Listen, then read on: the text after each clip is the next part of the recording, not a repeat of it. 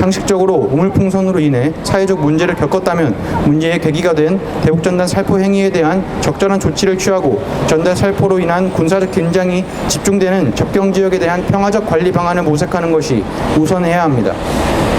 그런데 윤석열 대통령은 정반대로 9.19 군사합의 효력 정지로 접경지역에서 적대 행위를 가능케 만들었고, 이에 곧바로 군은 훈련 재개를 발표했습니다.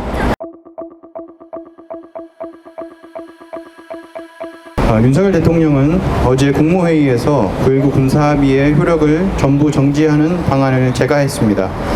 9.19 군사합의의 효력이 사라지며 접경지역에서의 군사훈련이 가능해졌으며, 군 당국은 9.19 군사합의 효력이 정지되자마자 육상, 해상, 공중, 완충구역에서 포 사격 등의 군사훈련을 재개하기로 했다고 발표했습니다. 해당 훈련들은 구체적으로 서북도서 일대에서의 해상 사격과 비무장지대를 중심으로 5km 이내에서의 사격 및 연대급 이상 부대 훈련을 말합니다. 9.19 군사합의의 완전 효력 정지를 결정한 배경엔 지난 한 주 상당한 이슈가 됐던 이른바 오물풍선이 있습니다. 윤석열 정부는 오물풍선에 대한 대응으로 9.19 군사합의의 효력을 정지하는 결정을 내린 것입니다. 이 과정에서 우리는 명확히 짚고 넘어가야 할 대목이 있습니다.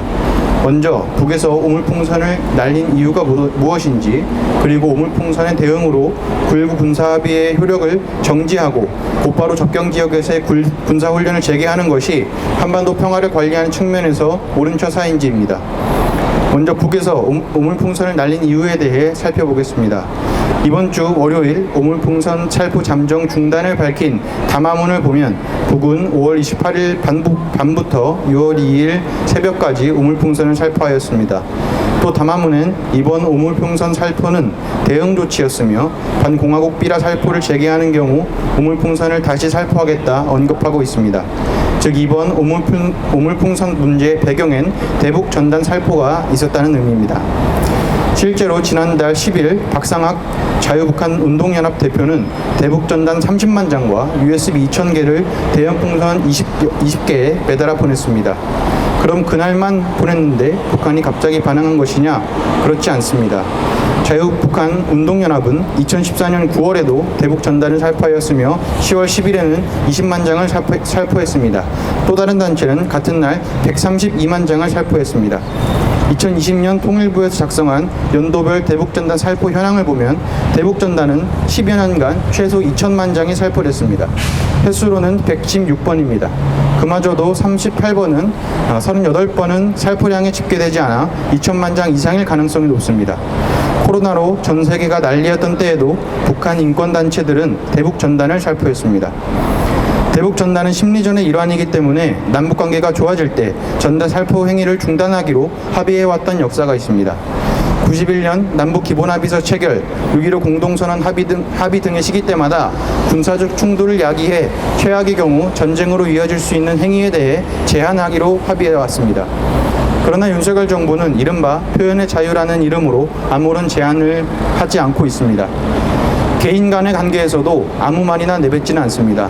하물며 국가 간 관계, 특히 휴전 중인 국가 간 관계에서는 어떻게 해야 할지 굳이 언급하진 않겠습니다. 앞서 설명한 대북전단 살포의 전개 과정을 살펴봤을 때 오물풍선에 대한 대응으로 9.19 군사합의의 전부 효력 정지와 접경지역에서의 군사훈련 재개는 결코 문제를 해결할 수 없으며 오히려 전쟁 위기를 고조시키는 심각한 행위입니다. 상식적으로 오물풍선으로 인해 사회적 문제를 겪었다면 문제의 계기가 된 대북전단 살포 행위에 대한 적절한 조치를 취하고 전단 살포로 인한 군사적 긴장이 집중되는 접경지역에 대한 평화적 관리 방안을 모색하는 것이 우선해야 합니다. 그런데 윤석열 대통령은 정반대로 9.19 군사합의 효력 정지로 접경지역에서 적대 행위를 가능케 만들었고, 이에 곧바로 군은 훈련 재개를 발표했습니다. 수요 촉구를 하며 여러 번 언급해왔는데 접경지역, 서북도서 등의 구역에서 군사훈련을 하는 것은 매우 위험한 일입니다. 역사적으로도 해당 지역에서 서해교전, 연평도 사건 등 남북 모두 비극적인 전쟁의 피해를 겪어왔습니다. 특히나 서북도서의 경우 남북 간 해상 경계선이 명확히 정해져 있지 않기 때문에 우발적 충돌의 가능성이 매우 높습니다. 또한 역대 한국 정부의 다수가 서해상에서 한미연합훈련을 해왔습니다. 한미 당국의 주도로 이렇게 강도 높게 군사훈련이 실시되고 있는 상황에서 어떻게 평화가 찾아올 수 있겠습니까?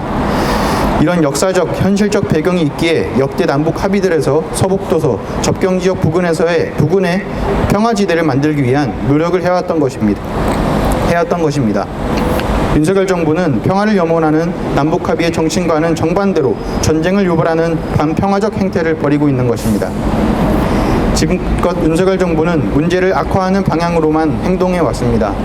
북이 정찰 위성을 발사하자 9.19 군사합의 일부 효력을 정지했고, 북이 우물풍선을 살포하자 아예 효력을 정지하며 군사훈련을 재개하기로 했습니다. 그러나 모순적이게도 미국은 이미 정지 궤도 위성으로 북을 실시간으로 감지하고 있다는 사실과 한국군 또한 정찰 위성을 발사하고 있다는 사실은 묵인합니다. 또 북한 인권단체가 대북전단 살포를 하는 것은 보장해 줍니다. 이런 행태는 한반도 전쟁 위기를 가속화할 뿐입니다. 북이 군사적 대응을 하는 원인이 무엇인지, 역사적으로 한미 당국의 군사적 위협은 얼마나 심각했는지, 대북 적대 행위로 군사적 갈등을 해소할 수 있는지 등 문제에 대한 심층적인 접근이 필요합니다. 전쟁 도발에만 골몰하는 윤석열 정부를 강력히 규탄합니다. 앞으로도 시민 여러분들의 많은 관심 부탁드립니다. 감사합니다.